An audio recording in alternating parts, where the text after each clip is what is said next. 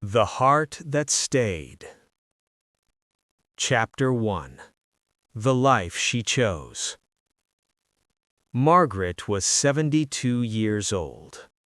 Her hair had turned silver, and her hands moved slower now, but her eyes were still gentle. She lived in a quiet house with her husband, Edward.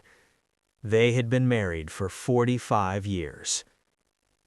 Their children lived far away. Their son, Daniel, lived in Canada. He called every Sunday evening without fail. Their daughter, Lily, lived in Australia.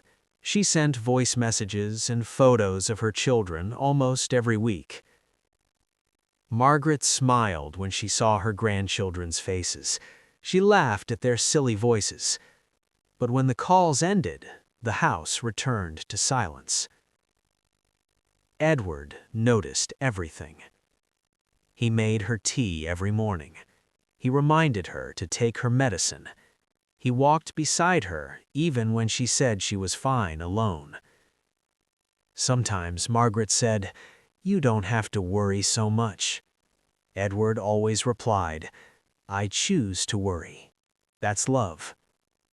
She smiled, but her heart felt heavy. At night, when Edward slept peacefully, Margaret stared at the ceiling. A quiet ache lived inside her chest. It had lived there for decades. She never spoke about it. Not to her children, not even to Edward. It was a memory she had buried deep, but it never truly died. Sometimes Edward looked at her and said softly, "You look far away." She answered quickly, "Just tired." He never pushed. He respected her silence. But Margaret often thought, "If you knew everything, would you still hold my hand like this?" Chapter 2. The Memory That Never Left. Margaret was young once. At 30, she believed love could survive anything. She remembered standing in front of her parents, her voice shaking but strong. "I love him," she had said. "He will never hurt me." Her mother cried. Her father warned her. Her friends begged her to think again. But Margaret chose love. She chose Henry. Henry was charming. He spoke beautifully. He promised the world. He said, "You are my future." She believed every word. She gave up comfort. She gave up safety. She gave up advice. And then one day, Henry chose someone else. Someone richer. Someone more powerful. Someone who could give him a better life. Margaret remembered the day clearly. The room, the silence, the moment her heart broke. She never screamed. She never begged. She just sat alone and felt something inside her die. That pain shaped her forever. Chapter 3. The Man Who Stayed. Edward entered her life quietly. He did not promise the moon. He did not speak big words. He simply asked, "Have you eaten?" He listened. He waited.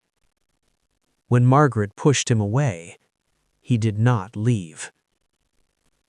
One night she asked him, "Why are you still here? I have nothing to give." Edward replied, "You don't need to give me anything. Just let me stay." And he did. Slowly she learned to trust again. They built a life together. A simple life. A strong one.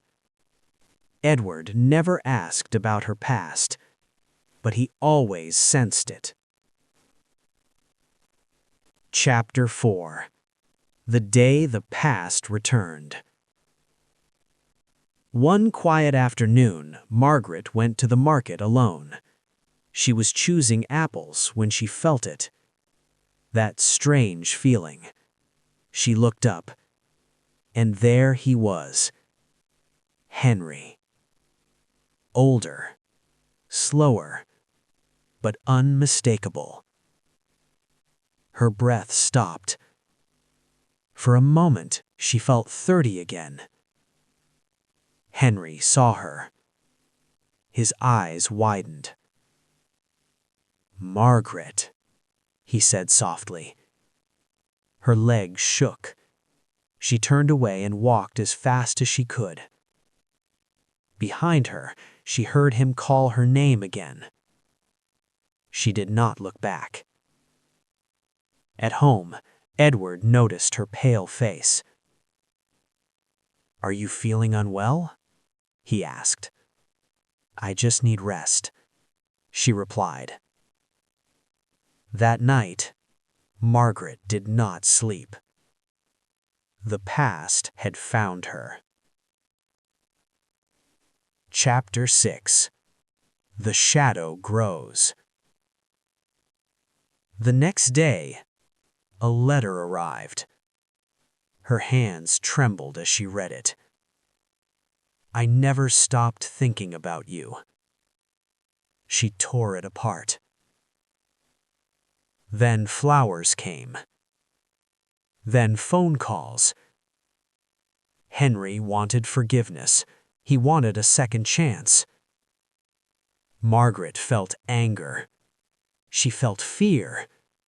She felt shame. Worst of all, she felt weakness. She hated herself for it.